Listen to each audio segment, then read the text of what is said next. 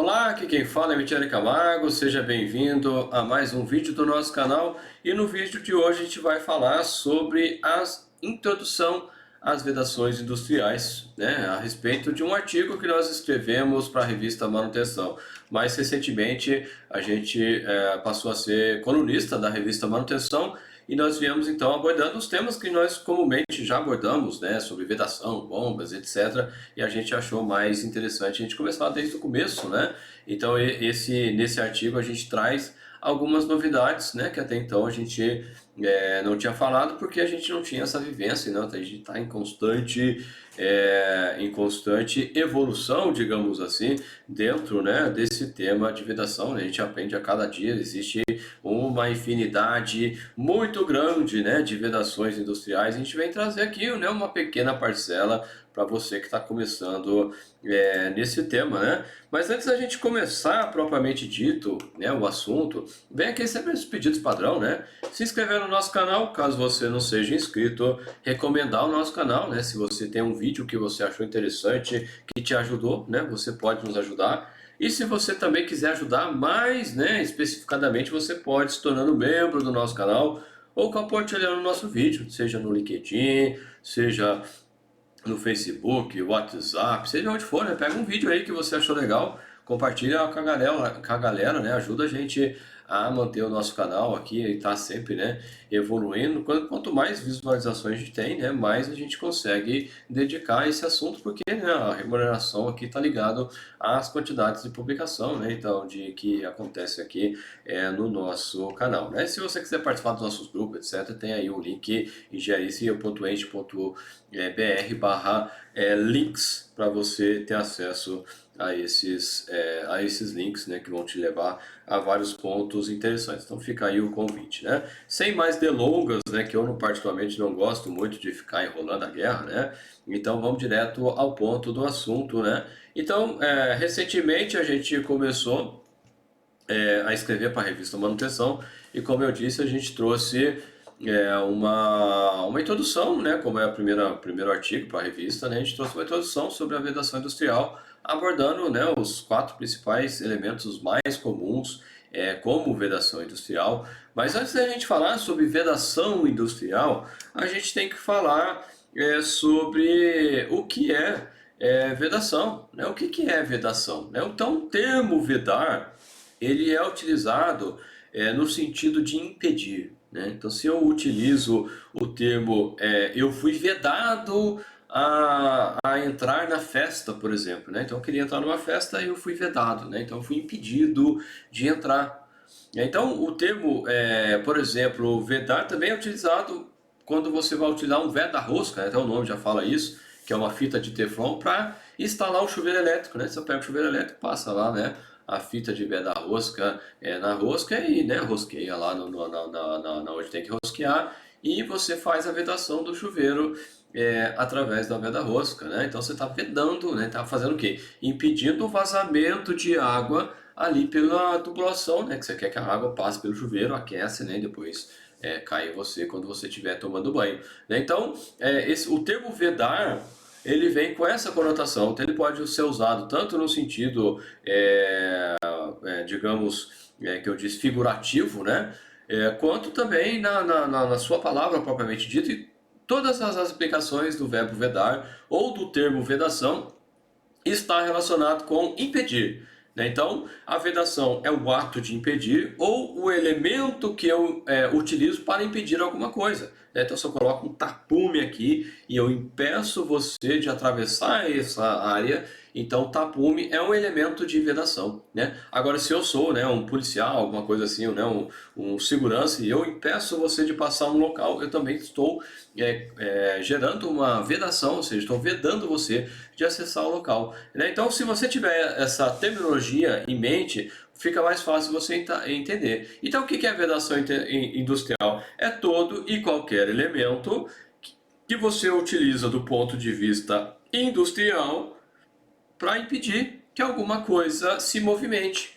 Seja algo entrar no meu sistema, né? Então eu posso usar, por exemplo, um retentor para impedir que poeira entre na caixa de mancal e contamine o mancal, ou eu posso usar esse mesmo retentor para evitar que o óleo saia da caixa de bacal e vá para o ambiente e contamine o ambiente, né? Então, a vedação ela pode ser impedida nos dois sentidos, seja entrar no meu sistema quanto sair do meu sistema, né? Então, dito isso, a gente pode começar a falar sobre as vedações industriais.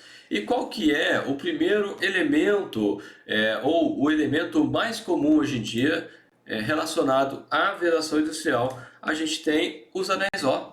Então o anel O, ele nada mais é, né, do que, do ponto de vista teórico, ele é, se a gente for olhar, né, na definição, ele é um elemento de formato toroidal, né? O que é toroidal, né? Se você for olhar a definição de toroidal, é exatamente isso que nós estamos projetando aqui, né? Significa o quê? Significa que é algo que existe um raio interno, né? Então um raio, normalmente o anel O ele é especificado por o raio que vai ter aqui pelo diâmetro interno, né? Então se eu tenho aqui um anel O, aqui que eu olho, né? Vou tentar desenhar aqui. Então eu especifico ele pelo diâmetro interno, né, que está relacionado com o raio aqui, né, então duas vezes o raio, e também a bitola, vamos dizer assim, né, que é o diâmetro da seção. Então se você cortar o anel O, né, e medir, né, você vai ter um diâmetro aqui. E eu estou falando isso que é a definição mais comum, mas você pode achar no mercado chamados anéis O com formato oval, né? Em Teflon, por exemplo, é um material, é possível, né, que ele seja oval. Aí você fala, então não é toroidal. Não, não é toroidal, porque toroidal a seção é circular. Mas, como ele tem um formato parecido, né, com o anel O, se fala que é um anel O de Teflon, por exemplo, né? Então, o que eu quero dizer aqui com essa colocação não existe uma definição única e simplesmente acredito em mim 100%. Não pode ser ter coisa que eu estou falando aqui que, dependendo do contexto, pode diferenciar um pouquinho, né?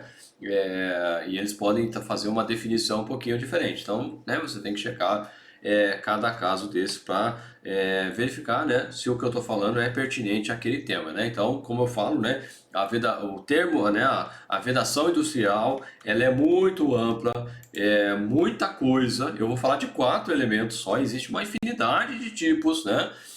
E cada tipo desse, né, anel O, acheta, vedação, etc. Existe trocentos tipos também dentro dessa classificação, então você não deve se apegar pura e simplesmente a tudo que eu falar como a verdade absoluta, não, pode diferenciar sim, tá? Então, e não é porque eu sou mentiroso, não, é porque é assim mesmo. Então tem coisas que dentro, né, daquilo que você está falando é de um jeito, dependendo do contexto é de outro jeito. Então, voltando aqui para a apresentação, né, o anel O é esse elemento, né? Se você vai achar, por exemplo, o anel O se você pegar, por exemplo, o anel O desse tamanho aqui menor, né, de diâmetros internos menores, você acha, por exemplo, na vedação do botijão de gás, né? Para quem tem botijão de gás em casa, né? Que não é gás encanado, no botijão tem um anel O que faz a vedação ali entre o botijão e, né, a válvula de gás. E existe um anel O ali, né? Se você tiver um filtro de ar do Europa, por exemplo, você vai ter uma série de anéis O no sistema, né? Então também, né, semelhantemente a esses pequenos aqui, né? E industrialmente você vai ter uma pancada, né, de anel O. Eu já vi anel O em turbinas, eu já vi anel O turbina hidráulica, turbina a gás, eu já vi anel O em bombas centrífugas, bombas deslocamento positivo, bombas, né, de engrenagens, bombas de pistão e por aí vai, né? Em tese, o anel O ele pode ser usado tanto como vedação estática como vedação dinâmica. Quando a gente fala essa terminologia vedação estática e vedação dinâmica, o que a gente quer dizer? Vedação estática é aquela vedação que veda duas peças que não têm movimento relativo entre si. E esse ponto que eu estou falando é muito importante para você entender a diferença de vedação estática e dinâmica. O que eu estou querendo dizer com isso? Se você tem, por exemplo, né, a carcaça da bomba e você tem uma tampa e você vem com essa tampa e fecha essa tampa e entre, né, essas duas tampas existe um anel O, aí é óbvio, né, você tem duas peças paradas que você está vedando, então o anel O é uma vedação estática. Mas você pode ter, por exemplo, também numa bomba centrífuga, o rotor, o eixo, né, uma luva que faz, né, a montagem do eixo, e entre a luva da bomba e o rotor você tem um anel O. E esse conjunto, luva, eixo, bomba, eles giram, só que eles giram em conjunto. Então a vedação entre a luva e o rotor é uma vedação estática. Por quê? Porque eu não tenho movimento relativo entre as peças. A luva e o rotor giram juntos. Então é uma vedação estática, embora o conjunto seja dinâmico. E isso é muito importante para você identificar a diferença entre uma vedação estática e uma vedação dinâmica. Então o anel O, ele majoritariamente falando, usado como vedação estática, mas ele pode ser usado também como vedação dinâmica de equipamentos alternativos. Então você tem um êmbolo que faz, né, um movimento alternativo, por exemplo, máquinas de corte a jato d'água, a bomba intensificadora, que é chamado bomba ultra high pressure, né, pump, ultra high pressure pump, que é bombas, né, de pressão ultra elevada, né, pressões da casa de 40 mil PSI, 60 mil PSI, tem casos até 90 mil PSI, né, que chega a quase 6 mil bar, que você tem um anel O fazendo essa vedação do êmbolo. Mas é claro que são anéis O diferentes desses que eu estou, né, postando aqui na figura. Né? Então cada caso é um caso, você não pode esquecer disso. E também é uma aplicação que eu conheci há pouco tempo, né? Agora trabalhando como gerente de assistência técnica, em bombas de engrenagem. Então existe um fabricante bastante conceituado, né, o criador, inclusive, das bombas de engrenagens internas. E esse fabricante utiliza o anel O como vedação dinâmica de equipamentos rotativos. Não é comum, né? Então o eixo está girando aqui e eu tenho o anel O fazendo essa vedação. Não é muito comum, mas esse fabricante utiliza, né? Então existem características específicas para esse fabricante utilizar. Vale para algumas aplicações, nem todas, né? Depende da rotação, uma série de outras coisas, mas é uma aplicação que existe, né? Eu particularmente desconhecia, conheci há pouco tempo, aí, pouco mais de 3 meses, né? Que eu estou trabalhando com isso há 4 meses, fui conhecer agora relativamente há pouco tempo. Então, o anel O pode ser usado tanto para vedações estáticas como para vedações dinâmicas, né? Então, não se, como eu falo, né? Como eu sempre falo aqui, isso independente se é eu falando ou qualquer outra pessoa técnica tão boa, né, falando também, você não deve se apegar 100% naquilo, porque sempre vai ter uma aplicação diferente que a gente desconhece, que é aplicado diferente àquilo que a gente falou, né? Então, eu estou falando para a maioria das aplicações e estou citando algumas aplicações que o uso desses componentes é menos frequentes. Um outro componente bastante utilizado são as juntas, né? Então, igualmente, as juntas, nesse exemplo que nós estamos mostrando aqui, nós temos juntas de Teflon, nós temos juntas de cobre, juntas metálicas diversas, aço inox, aço carbono, juntas de borracha, ou também chamados de elastômeros, né? Então, quando você ouvir a palavra elastômero, é a mesma coisa, você tem que entender que é uma borracha que está sendo ali. E qual que é a característica de uma borracha? É que ela é elástica, né? Então, um anel O, que é um elastômero, ele é muito mais elástico do que um anel, mesmo que seja chamado anel O de Teflon, que é muito mais, ele deforma e não volta mais, né? Ele é mais plástico, né? Então é um outro tipo de comportamento. E tem os papelões hidráulicos, né? Então as vedações, pelo menos as que eu conheço, né? As que eu conheço, as vedações são utilizadas como vedação estáticas, né? Então eu posso usar em duas peças que giram solidárias ou em duas peças que estão realmente paradas. Isso significa que não existem juntas que são dinâmicas? Não, pode ser que exista, né? Se você conhece, você, por favor, né, coloque aqui a aplicação para a gente aprender um pouco mais com você também, né? Mas, pelo menos dentro do que eu conheço, pelo menos as aplicações que eu conheço, as juntas, elas são utilizadas como vedações estáticas. E o que é interessante aqui é que as juntas, elas podem ser feitas de diversos formatos, né? Veja que tem aqui vários formatos diferentes, aqui vários formatos circulares, no formato, né, de usados aqui em tubulação e por aí vai, né? Então, a maneira como você vai utilizar depende da sua aplicação. Então isso você não pode perder de vista nunca, né? Voltando aqui para continuando a apresentação, nós temos os retentores. O que são retentores? Os retentores são vedações dinâmicas, é o que nós estamos indicando aqui na figura em vermelho. E nessa figura aqui, né, então vermelho, essa parte preta aqui e essas partes em branco, é o chamado retentor, né? O retentor, ele também é chamado de lip seal. É muito comum nós ouvirmos aqui no Brasil, principalmente, as pessoas se referirem ao lip seal como se fosse um elemento de vedação completamente diferente, mas na verdade não é. Ele é um retentor.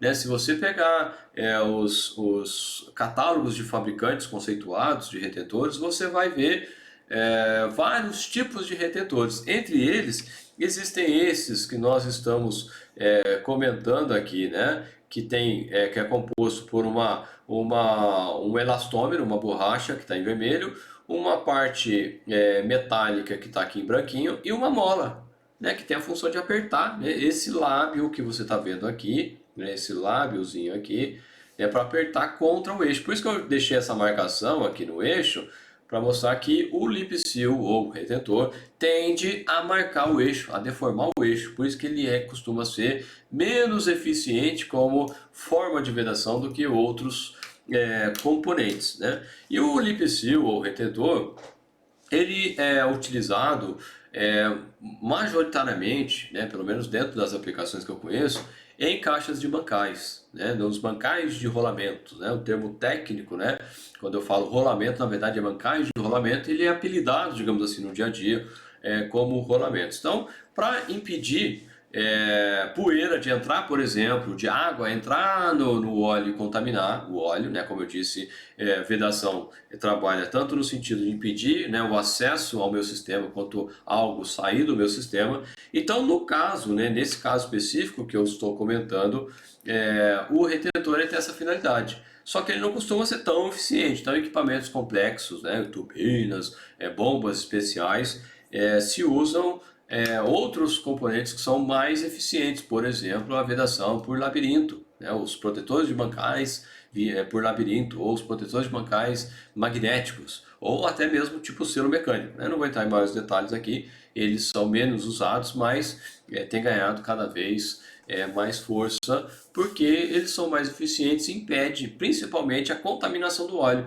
E uma boa parte da quebra de equipamentos dinâmicos está relacionado com a contaminação do óleo, inclusive, né? Teve recentemente o intensivão da revista Manutenção com a Traction, onde os especialistas lá em manutenção trouxeram justamente essa contribuição falando sobre isso, né? Que uma das grandes causas de quebra de equipamentos está na contaminação do óleo, né? Então o lip seal, embora seja barato, ele tem, né, costuma ter uma eficiência mais baixa do ponto de vista de vedação. Então o lip seal, o retentor, como eu disse, ele é o mesmo componente, né? Continuando aqui, né, o último elemento que eu abordei na revista Manutenção foi o selo mecânico, né, que também é bastante usado equipamentos, aqui somente equipamentos rotativos, eu não tenho selo mecânico alternativo, por exemplo, e a característica dele, eu tenho esse componente, nesse exemplo aqui, né, esse componente, eu acabei marcando aqui errado, esse componente aqui, ele gira junto com o eixo, e esse equipamento aqui fica parado, né? Então, como eu disse, né, você tem uma parte que fica parada e a outra que fica girando, né? Então é uma vedação dinâmica. E você pode ver, né, selo mecânico numa infinidade de tipos de aplicações também. E como eu disse, né, você tem selo mecânico que custa R$ 100, R$ 50, de selo mecânico que custa R$ 500 mil. É claro que são componentes completamente diferentes, né? Não dá para falar que é igual, né?